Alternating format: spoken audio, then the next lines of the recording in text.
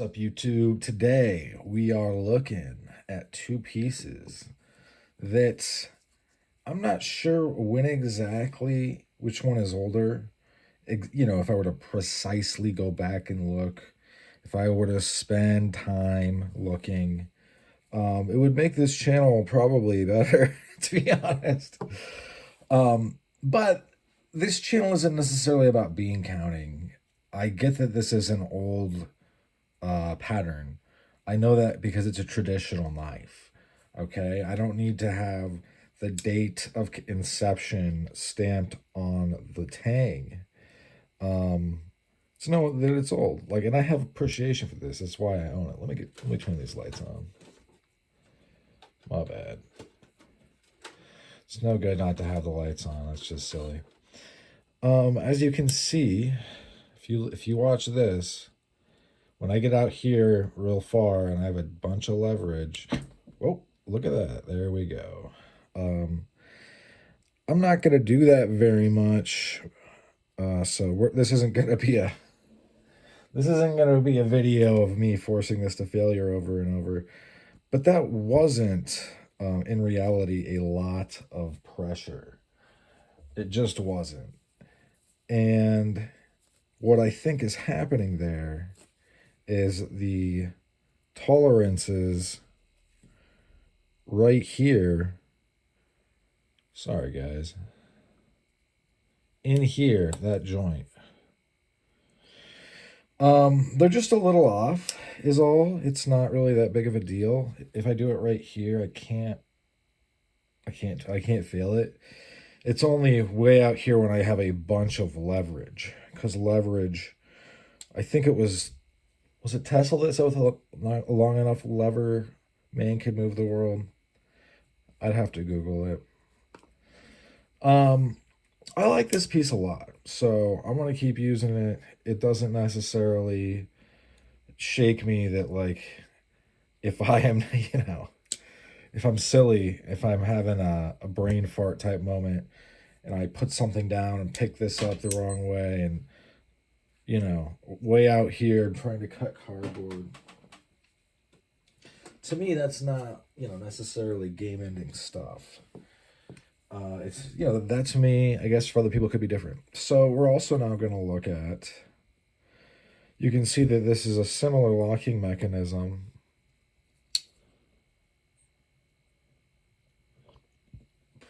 Although I will say this one seems to be a little bit more of a beefcake. And now I'm going to come out here. Hang on. I'm going to wrap this around my fingers. You know what I'm saying?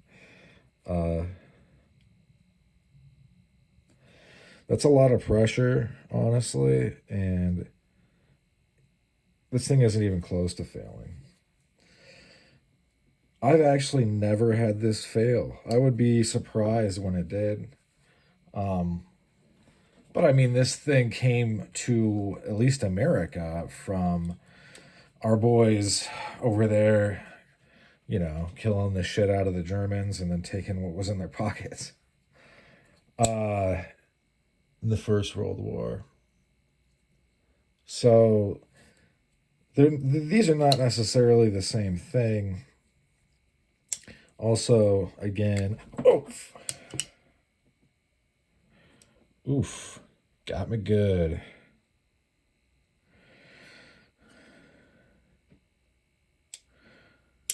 Well, maybe this is going to be, maybe it did turn into a video where I'm failing it over and over. The bottom line, though, is that correct use of the knife is going to prevent that. And that's why it's important to use knives correctly, basically. I hate to turn this into a safety brief, but...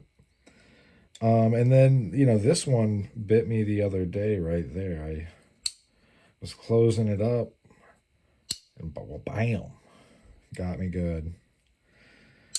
So yeah, listen, the only reason I'm comparing them on the table is because they're both old. That is it.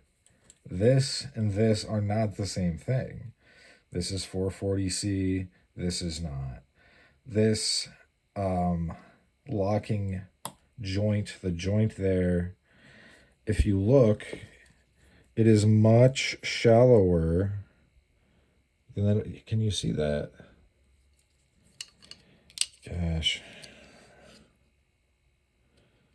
Do you see how this one on the right is just way more beefy?